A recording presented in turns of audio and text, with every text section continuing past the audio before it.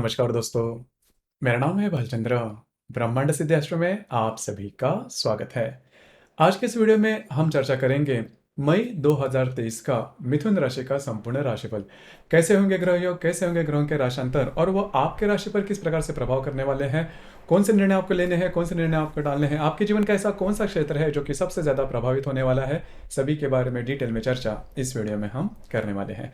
अपना जो चैनल है ब्रह्मांड सिद्धि एस्ट्रो, इस चैनल पर मेष राशि से लेकर मीन राशि तक की जो सभी 12 राशियां हैं, इन सभी 12 राशियों पर जो ये सभी 12 राशियों का मई 2023 का राशिफल क्या होगा, इस विषय पर वीडियो अपलोड हो रहे हैं। आप उसका आनंद जरूर लीजिए। तो आज के इस वीडियो में हम चर्चा करेंगे मिथुन राशि के बारे में। सबसे पहले हम चर्चा करेंगे सूर्य के बारे में। सूर्य जो ग्रह है, यह सूर्य ग्रह आपके राशि का तृतीयश है, जो कि आपके लाभ भाव में भ्रमण कर रहा है। और दिनांक 16 तारीख के बाद यह जो रवि है, यह रवि आपके व्यय भाव में भ्रमण करेगा।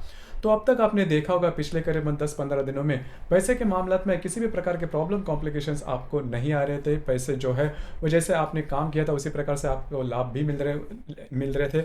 उसी प्रकार आपके जो मित्र परिवार है उनके साथ भी आपका घूमना फिरना हो रहा था। तो कुल मिला के देखा जाए तो ये जो रवि का भ्रमण है वो अब तक आपके लिए काफ़ी सही था और करीबन 15-16 तारीख तक यही जो बात है वो चलती रहेगी। लेकिन यहाँ पर 2-3 बातें उसके ऊपर थोड़ा सा ध्यान दीजिए। हालांकि 17-18 तारीख के बाद का जो समय है उसमें आपका घूमना फिरना या फिर ट्रैवलिंग बहुत ही ज़्यादा हो सकती है। उसी प्रकार आपके जो भाई बहन है उनके साथ भी छोटी मोटी बातों को लेकर तकरार हो सकती है, उसके ऊपर थोड़ा सा ध्यान देना आवश्यक है। उसी प्रकार आपके खर्चे ज़्यादा हो सकते हैं। लाइफ स्टाइल के चलते थोड़े से खर्चे ज़्यादा होने की संभावना है, बस आपको उसी के ऊपर थोड़ा सा ध्यान देना आवश्यक है। उसी प्रकार किसी भी प्रकार के डॉक्यूमेंटेशन की बात है, किसी को कोई कमिटमेंट करनी है, प्रोमिसेस करने हैं, तो वो जो बात है वो बिल्कुल भी नहीं करना। मतलब करीबन 17-18 तारीख के बाद का जो करीबन एक महीने का जो कालावधि है उसमें डॉक्यूमेंटेशन से रिलेटेड कोई भी काम बिल्कुल भी नहीं करना।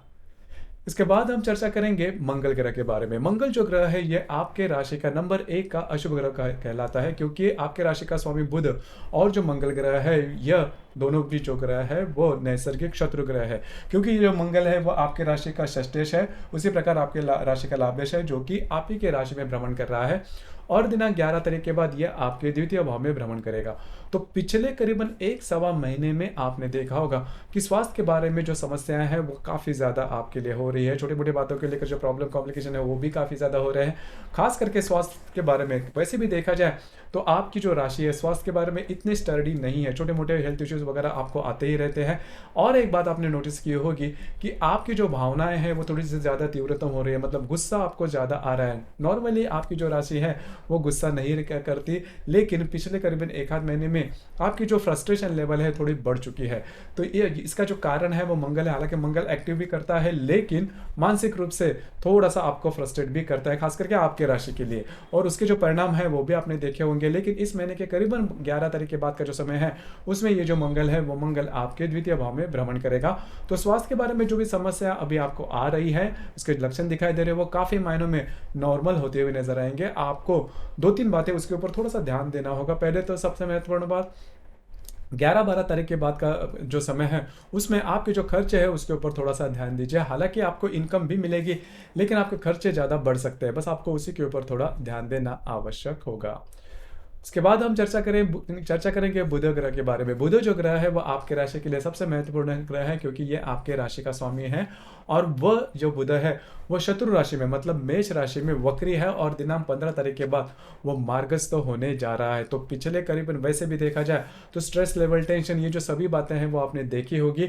अब ये जो करीबन 15 तारीख के बाद का जो समय है उसमें जो बुध है वो मार्गस्थ हो जाएगा। तो खास करके आपके घर के जो लोग हैं उनके स्वास्थ्य के बारे में जो भी समस्याएं हैं वो करीबन 15-16 तारीख के बाद नॉर्मल होती हुई नजर आएंगे। उसी प्रकार आप में और आपके घर के जो लोग हैं उनमें जो भी छोटी मोटी बातों को लेकर जब समस्याएं चल रही थी वो भी काफ़ी मायनों में नॉर्मल होती हुई नजर आएंगे। लेकिन करीबन 15-16 तारीख तक का जो समय है उसमें जो स्ट्रेस, टेंशन या फिर फ्रस्ट्रेशन बना रहेगा। तो आपको थोड़ा सा खुद पर संयम रखना ज़्यादा आवश्यक होगा। इसके बाद हम चर्चा करेंगे गुरु ग्रह के बारे में। गुरु जो ग्रह है वो पिछले महीने मतलब अप्रैल के करीबन 21 तारीख के बाद ये जो गुरु है वो गुरु आपके लाभ भाव में भ्रमण करेगा, जो कि आपके लिए बहुत ही ज़्यादा महत्वपूर्ण होगा। गुरु के जो भी प्रभाव है इसके संदर्भ में हमने वीडियो अपलोड किया है, आप ज़रूर देखिए, उसमें काफ़ी डिटेल में बताया गया है। इस महीने के बारे में अगर देखा जाए तो गुरु का जो प्रभाव है वो आपको इसी महीने के मतलब मई के करीबन फर्स्ट सेकेंड वीक से मिलना शुरू हो जाएगा। पहले तो सबसे महत्वपूर्ण बात, ये जो गुरु है वो आपका सप्तमेश है और दशमेश भी है, जो कि आपके लाभ भाव में भ्रमण करेगा। तो आपके जो वैवाहिक जोड़ीदार है उनके साथ छोटी मोटी बातों को लेकर पिछले करीबन 6-7 महीने से जो आनाकानी हो रही थी वो काफ़ी मायनों में नॉर्मल होती हुई नजर आएगी। आप दोनों में जो इंटरेक्शन है वो काफ़ी अच्छा देखा जाएगा। आपके जो मित्र परिवार उनके साथ कहीं बाहर घूमना फिरना हो सकता है, कुछ अच्छे लाभ वगैरह मिल सकते हैं। उसी प्रकार डॉक्यूमेंटेशन की बातें हैं वो भी काफ़ी अच्छे तरीके से हो सकती है। कुल मिला के देखा जाए तो ये जो गुरु का भ्रमण है आपके लिए काफ़ी ज़्यादा शुभ फलदायी साबित होगा। उसी प्रकार अगर आप शेयर मार्केट में ट्रेड करते हो तो कुछ अच्छे लाभ वगैरह मिल सकते हैं। अगर आप किसी के रिलेशनशिप में है तो आप में और आपके रिलेशनशिप में जो व्यक्ति है दोनों में जो इंटरेक्शन है वो भी काफ़ी अच्छी देखी जाएगी। कि तो कुल मिला के देखा जाए तो ये जो गुरु का भ्रमण है वो आपके लिए बहुत ही ज़्यादा शुभ फलदायी साबित होगा। इसके बाद हम चर्चा करेंगे शुक्र ग्रह के बारे में। अब ये जो शुक्र है ये आपका व्यय भी है और आपका पंचमेश भी है, जो कि आपके व्यय भाव में भ्रमण कर रहा है। दिनांक 3 तारीख के बाद यह आप ही के राशि में भ्रमण करेगा। तो ये जो शुक्र का भ्रमण है आपके लिए बहुत ही ज्यादा शुभ फलदायी साबित होगा। खास करके अभी जो मैंने कहा कि अगर आप किसी के रिलेशनशिप में है तो वहां पर आप दोनों में जो हारमोनी है वो बहुत ही अच्छी देखी जाएगी। शेयर मार्केट में ट्रेड करते हो तो कुछ अच्छे लाभ वगैरह मिलते हुए भी नजर आएंगे। जो विद्यार्थी वर्ग है उनके लिए भी ये जो शुक्र का भ्रमण है वो काफी महत्वपूर्ण और शुभ फलदायी साबित होगा। उसी प्रकार जिन जिस जिन महिलाओं ने गर्भ धारणा की है उनके लिए भी ये जो शुक्र का भ्रमण है वो काफी अच्छा और शुभ फलदायी साबित होगा। पिछले करीबन एक आध महीने आपने आपने देखा होगा कि स्वास्थ्य की जो समस्याएं है वो सामने आ रही थी, लेकिन ये जो शुक्र आपके राशि में भ्रमण करेगा वो आपके लिए काफी ज्यादा शुभ फलदायी साबित होगा। इसके बाद हम चर्चा करेंगे शनि ग्रह के बारे में। शनि जो ग्रह है वो सबसे महत्वपूर्ण हो जाता है, उसका जो भ्रमण है वो काफी महत्वपूर्ण हो जाता है। अब तक करीबन पिछले 2.5 से 3 साल से ये जो शनि है था वो आपके अष्टम भाव में भ्रमण कर रहा था। अब जैसे कि ये जो शनि है जनवरी के बाद आपके भाग्य भाव में भ्रमण कर रहा है, जो कि आपके लिए बहुत ही महत्वपूर्ण और काफी ज्यादा शुभ फलदायी साबित होगा, क्योंकि आपका जो भाग्यश है वो भाग्य भाव में भ्रमण कर रहा है। तो मोटे तौर पर अगर देखा जाए तो पिछले करीबन 6-7 साल के बाद ये जो शनि का भ्रमण है वो आपके लिए शुभ फलदायी होगा। और इसके चलते जो भी आपके रुके हुए काम है, आपके मन में जो भी अच्छा आकांक्षाएं हैं वो अभी धीरे धीरे धीरे मार्गस्थ होना शुरू जाएंगे, पूरे होना शुरू जाएंगे। आपकी जो फोकस है वो काफ़ी अच्छे तरीके, जो भी काम आपने मन में लिया है वो काफ़ी अच्छे तरीके से पूरे होते हुए नजर आएंगे। तो ये जो शनि का भ्रमण है वो आपके लिए काफ़ी ज़्यादा महत्वपूर्ण और शुभ फलदायी साबित होगा। अब यहाँ पर देखिए गुरु का जो भ्रमण है वो भी आपके लिए शुभ फलदायी है और जो शनि का भ्रमण है वो भी आपके लिए काफ़ी ज़्यादा शुभ फलदायी है। तो जो भी महत्वपूर्ण काम आपने जीवन में ठाने हैं या फिर करने हैं तो ज़रूर हाथ में लीजिए। ग्रहों का जो पूरा जो साथ है वो आपको मिलने वाला है। तो कुल मिला के देखा जाए तो ये जो मई का जो महीना है वो आपके लिए शुभ फलदायी साबित होगा। अब हम चर्चा करेंगे ग्रह योगों के बारे में। ग्रह योग होते हैं वो भी महत्वपूर्ण होते हैं। तो सबसे पहले दिनांक 1 तारीख को रवि और बुध की युति होने जा रही है आपके लाभ भाव में। बुध जो कि आप ही के राशि का स्वामी है लेकिन वो वक्री है, और जो रवि है वो आपका तृतीयेश है। तो यहाँ पर आपका घूमना फिरना ज्यादा हो सकता है, मित्र परिवार है उनके साथ घूमना फिरना ज्यादा हो सकता है 1 तारीख के दरमियान। सिर्फ आपको स्वयं के स्वास्थ्य के बारे में थोड़ा ध्यान देना आवश्यक होगा। उसी प्रकार दिनांक 4 तारीख को शुक्र और नेपच्यून का केंद्र योग होने जा रहा है। शुक्र जो कि आपके राशि में भ्रमण कर रहा है, आपके दशम भाव का जो नेपच्यून है वो केंद्र योग करने जा रहा था। यहाँ पर 2-3 बातें उसके ऊपर थोड़ा सा ध्यान दीजिए। 4 तारीख को ये जो केंद्र योग होने जा रहा है, तो अगर आप किसी के रिलेशनशिप में है तो वहां पर मिसअंडरस्टैंडिंग हो सकती है। उसी प्रकार अगर आप शेयर मार्केट में ट्रेड करते हो तो वहां पर भी छोटी मोटी बातों को लेकर थोड़े आपके जो अंदाज है वो चूक सकते हैं। बस आपको उसी के ऊपर थोड़ा सा ध्यान देना होगा या फिर चौकन्ना रहना होगा। उसी प्रकार दिनांक 9 तारीख को रवि और हर्षल की युति भी होने जा रही है आपके लाभ भाव में। अब ये जो युति है आपके लिए काफी महत्वपूर्ण हो जाती है, क्योंकि जो जो रवि है वो आपका तृतीयेश है, हर्षल की युति में आपके लाभ भाव में होगा।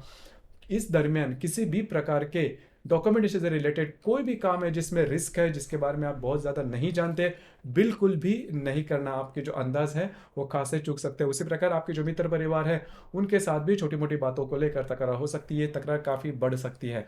तो ये जो युति योग है जो कि 9 तारीख को होने जा रहा है, इसका जो प्रभाव है वो 9-10 तारीख को देखा जाएगा। तो इन दिनों में भी आपको थोड़ा सा चौकन्ना रहना ज़्यादा आवश्यक होगा। उसी प्रकार दिनांक 13 तारीख को शुक्र और शनि का त्रिकोण योग होने जा रहा है। शुक्र जो कि आपके आप ही के राशि में है और जो शनि है वो आपके भाग्य भाव में है। देखिए दोनों जो ग्रह है वो आपके लिए काफ़ी ज़्यादा शुभ फलदायी है और अच्छे स्थान में भी है, तो इसका जो प्रभाव होगा वो आपके लिए बहुत ही ज़्यादा शुभ फलदायी साबित होगा। खास करके अगर आप किसी के रिलेशनशिप में हैं या फिर नई रिलेशनशिप बनाना चाहते हो, काफ़ी महत्वपूर्ण ये योग आपके लिए साबित होगा। उसी प्रकार अगर आप शेयर मार्केट में ट्रेड करते हो तो कुछ अच्छे लाभ आपको मिल सकते हैं, आपकी जो अंदाज है वो काफ़ी अच्छे सही आ सकते हैं। उसी प्रकार भविष्य के बारे में कोई योजना पर अगर आप काम कर रहे हैं या फिर आपके मन में कोई योजनाएं हैं तो वो भी प्रत्यक्ष रूप में आ सकती है, जिसकी वजह से जो बातें हैं वो आपके लिए काफ़ी ज़्यादा फेवरेबल साबित होगी। उसी प्रकार कुछ अच्छे इंट्यूशंस वगैरह आ सकते हैं, धार्मिक स्थलों पर जाना, वो ऐसी बातें भी हो सकती है। अब ये जो ग्रह योग है वो दिनांक 13 तारीख को होने जा रहा है, उसका जो प्रभाव है वो 12, 13, 14 इन 3-4 दिनों में देखा जाएगा। उसी प्रकार दिनांक 15 तारीख को मंगल और नेपच्यून का त्रिकोण योग भी होने जा रहा है। मंगल जो कि आपके द्वितीय भाव में है और जो नेपच्यून आपके दशम भाव में है, दोनों का त्रिकोण योग होने जा रहा है। जैसे कि जो मंगल है वो आपका षष्ठेश है, आपका लाभेश है, जो कि आपके द्वितीय भाव में है, नेपच्यून के त्रिकोण योग में आएगा। तो जो मल्टीपल सोर्सेस ऑफ इनकम, मतलब इनकम के बारे में आपको सोर्सेज या फिर इन्वेस्टमेंट के बारे में कुछ अच्छे स्कीम्स वगैरह आपके सामने आ सकते हैं। जो इन्वेस्टमेंट है वो आपकी सही हो सकती है या फिर कुछ अच्छे इंट्यूशंस आ सकते हैं जिसकी वजह से पैसे किस तरह से मल्टीप्लाई किया जाए इसके बारे में कुछ अच्छी बातें आपके सामने आ सकती है। इजी मनी भी हो सकते हैं। उसी प्रकार जो व्यक्ति जॉबलेस है या फिर जॉब चेंज करना चाहते हैं उनके लिए भी कुछ अच्छी बातें आपके सामने, कुछ अच्छे ऑप्शन आपके सामने आ सकते हैं। उसी प्रकार दिनांक 28 तारीख को गुरु और राहु की युति होने जा रही है। अब ये जो गुरु और राहु की युति है वो आपके लाभ भाव में होने जा रही है। गुरु जो कि आपका सप्तमेश है, आपका दशमेश है। गुरु राहु की युति जिसे दूसरी भाषा में चांडाल योग भी कहते हैं। तो इसका जो प्रभाव होगा वो करीबन 25 मई से लेकर करीबन 30-31 मई तक देखा जाएगा। तो उसमें खास करके आपके जो वैवाहिक जोड़ीदार उनमें मिसअंडरस्टैंडिंग हो सकती है। जो भी आपका कार्यक्षेत्र वहाँ पर के जो लोग होंगे, वहाँ पर के जो वरिष्ठ होंगे, उनके साथ भी छोटी मोटी बातों को लेकर टकराव हो सकते हैं। देखिए आपकी जो राशि है वो छोटी मोटी बातों को लेकर काफ़ी जल्दी से स्ट्रेस में आ जाती है, तो स्ट्रेस बिल्कुल भी नहीं लेना और किसी भी प्रकार के महत्वपूर्ण डिसीजन भी नहीं लेना जिसकी वजह से आगे जाके आपको पछताना पड़े। क्योंकि होता क्या है, जो राहु है वो बुद्धि को भ्रमित करता है, काफ़ी ज़्यादा स्ट्रेस में आ जाते हैं लोग।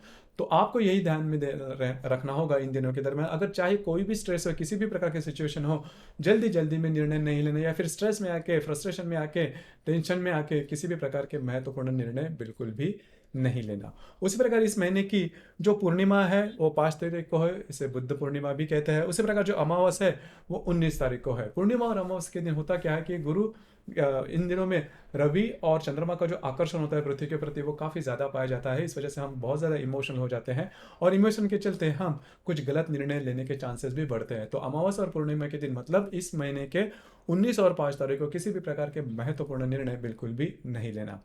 तो मोटे तौर पर अगर देखा जाए तो मिथुन राशि के लिए ये जो मई का महीना है वो बहुत ही ज़्यादा शुभ फलदायी है। जो मैंने कहा कि जो महत्वपूर्ण ग्रह है जैसे कि शनि जो कि आपके भाग्य भाव में है और गुरु जो कि आपके लाभ भाव में भ्रमण कर रहा है, आपके लिए बहुत ही ज्यादा शुभ फलदायी साबित होगा। तो दोस्तों ये था मई 2023 के लिए मिथुन राशि का संपूर्ण राशिफल। आपको ये राशिफल कैसे लगा, आपने किस प्रकार से अनुभव किया, नीचे कमेंट बॉक्स में जरूर कमेंट करना। और अपना जो चैनल है ब्रह्मांड सिद्धि एस्ट्रो, इसे भी लाइक, शेयर और सब्सक्राइब जरूर करना। धन्यवाद।